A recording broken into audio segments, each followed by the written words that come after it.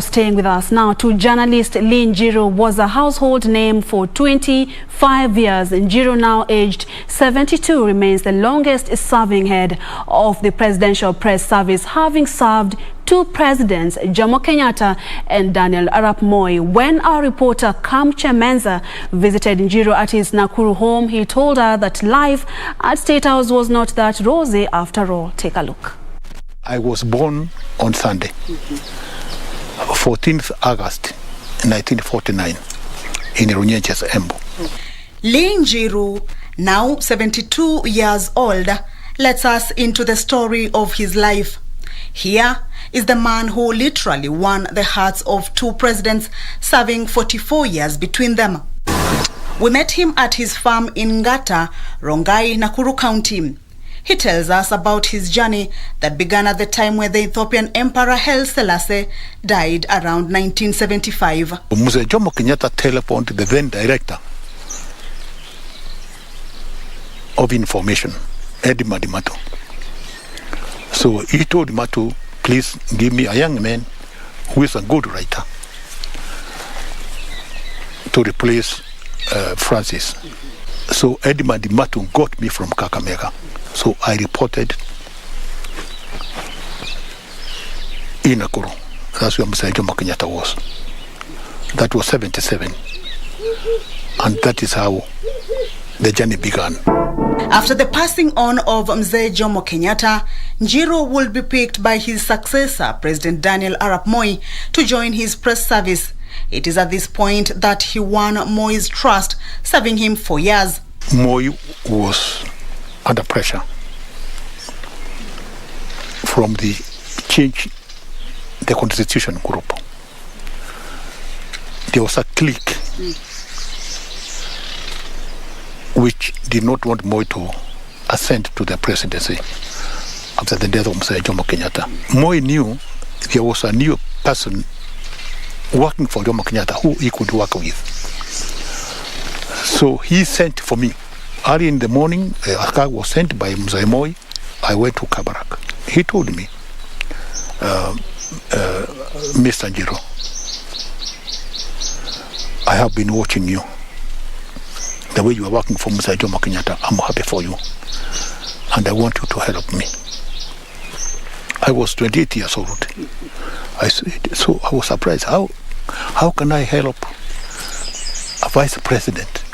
He says his work was to ensure all the press statements he wrote regarding President Kenyatta's visit to Rift Valley painted Moi in positive light as one who was rallying Rift Valley leaders to support the president and his government. He told me, whenever Mr. Jomo Kenyatta, when you announce that he is coming to Nakuru, make it standard practice at the bottom of your story to write.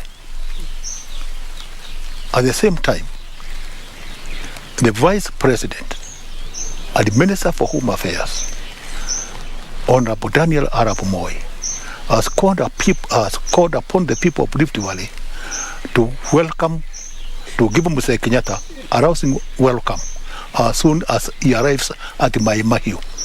It was easier for Moi to pick him as his press person immediately Jomo Kenyatta died. He was only 28 years old.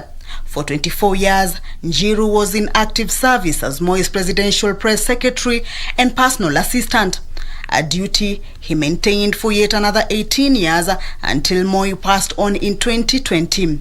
Njiru, who has now retired, resides at his farm in Ngata, Nakuru. He says though he feels good and relaxed, he acknowledges that retirement is not easy. Retirement is not entirely geographical movement from one place to the other. By and large, retirement is psychological. In retirement, he says one loses predictable income, identity, authority, gets delinked from routine and rhythm. So there is a situation where there is a degree of loneliness, where you wake up, you dress up, and then you realize you are going nowhere. Retirement is difficult. He now spends most of his time managing his Chirinam resort, established on a 25-acre piece of land in Ngata, Nakuru. And in what seems to be a slow adaptation to retirement, we ask Njiru whether he misses his State House days. Yes, but not completely. Remember, when I was working in the State House, I was disadvantaged to a degree. I am a Mwembo.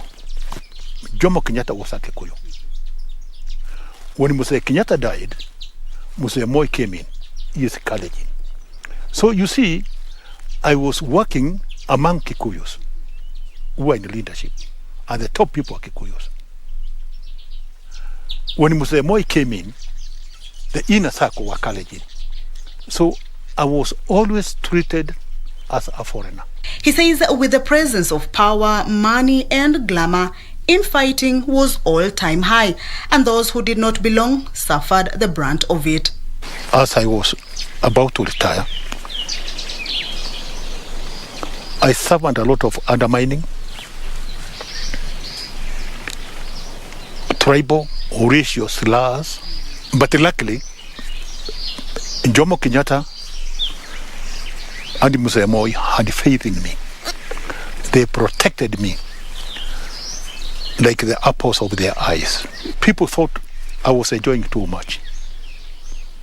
I benefited a lot, but equally, I suffered.